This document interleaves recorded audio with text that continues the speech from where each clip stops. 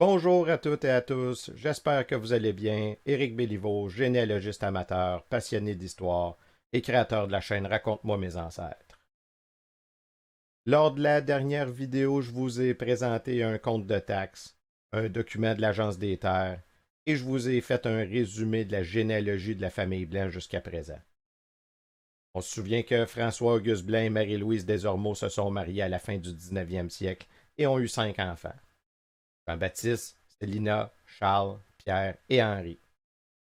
Si les trois plus vieux garçons sont maintenant propriétaires de l'eau dans le rang 3, c'est Célina qui sera la première à se marier en juillet 1918. Mais un mois plus tard, ça va être au tour de Charles. Bon, au départ, j'avais deux documents à vous présenter. Mais à force de recherche, j'ai réalisé qu'il s'en passait des affaires entre 1918 et 1921 dans la famille Blanc, dont trois mariages. Ça va donc être une capsule essentiellement sur la généalogie de la famille Blanc, question de comprendre la suite des documents que je vais vous présenter dans la série Histoire d'une maison. Ça vous tente-tu d'écouter ça? On se revoit dans quelques instants.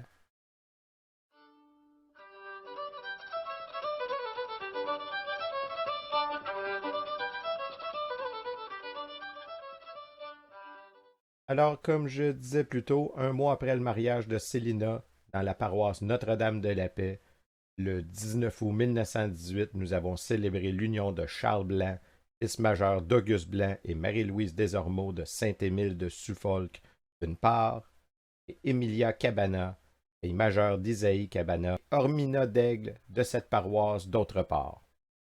Et on peut y voir la signature des mariés et des témoins qui ont pu signer.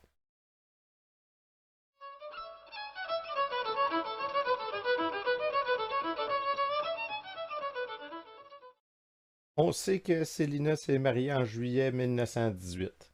Et comme c'était la coutume à l'époque, le couple ne perdra pas beaucoup de temps, puisque 2 mois plus tard, soit le 25 août 1918, nous avons baptisé Joseph-Henri Elzéar Bédard, né le 9 du courant, fils illégitime d'Arthur Bédard et Célina Blanc.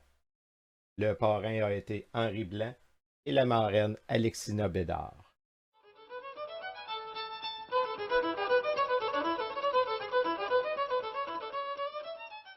Bon, je pense qu'on n'a pas besoin d'un cours de biologie pour comprendre que le petit Elzéar Bédard aurait été conçu hors mariage. En fait, je dirais que même lors du mariage, la grossesse devait être pas mal avancée. On peut aussi constater qu'il se passe beaucoup de temps entre la naissance et le baptême du petit Elzéar. Qu'est-ce que ça pourrait supposer? Je ne sais pas. Ça pourrait aussi être une adoption. Mais encore, ça, j'ai pas de preuves concrètes. Ceci étant dit, si Célina n'a pas pris beaucoup de temps à donner un premier petit-fils à François-Auguste et Marie-Louise, Charles va faire ça quasiment aussi rapidement, mais dans les règles de l'art. Oui, car c'est 11 mois après le mariage de Charles et Emilia Cabana, soit le 27 juillet 1919, que nous avons baptisé Marie-Bertha Blanc, fille légitime de Charles Blanc, cultivateur, et Emilia Cabana. Le parrain a été Auguste Blanc et la marraine Marie-Louise Desormeaux.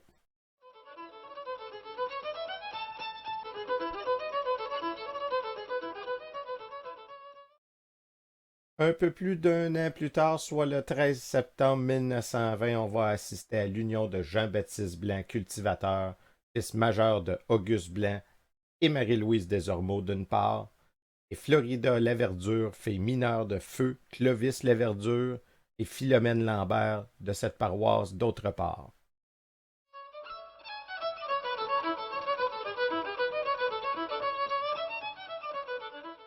Quelques jours plus tard, soit le 26 septembre 1920, la famille va être de retour à l'église pour le baptême de Joseph-Émile Charles, né il y a 6 jours, fils légitime cette fois-ci de Arthur Bédard et Célina Blanc. Le parrain a été Charles Blanc et la marraine Emilia Cabana qu'on connaît déjà.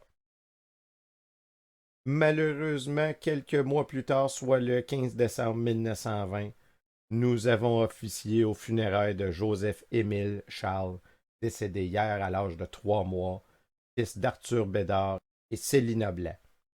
Étaient présents Henri Blanc, son oncle, et Alphèse Champagne, qui n'ont pas signé.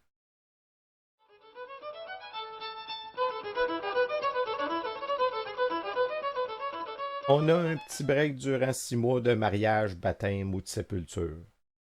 Mais le 6 juin 1921, on va encore une fois se retrouver à l'église pour baptiser Joseph-André Blanc, issu de l'union de Charles Blanc et Emilia Cabana. Le parrain a été Isaïe Cabana, la marraine Honorine d'Aigle. Malheureusement, le 17 juillet 1921, nous avons inhumé dans le cimetière de cette paroisse le corps de André, décédé hier à l'âge de 1 mois et 13 jours. Enfant de Charles Blanc et Emilia Cabana. Étaient présents Isaïe Cabana et Charles Blanc.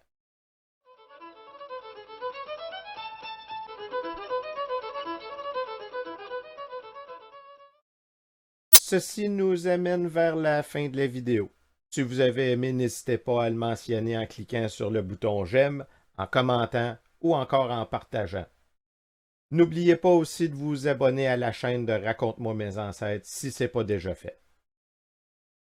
Lors de la prochaine vidéo, là c'est vrai, on a un achat de l'eau et on va voir le testament de François-Auguste Blanc. On se revoit donc dans une prochaine vidéo.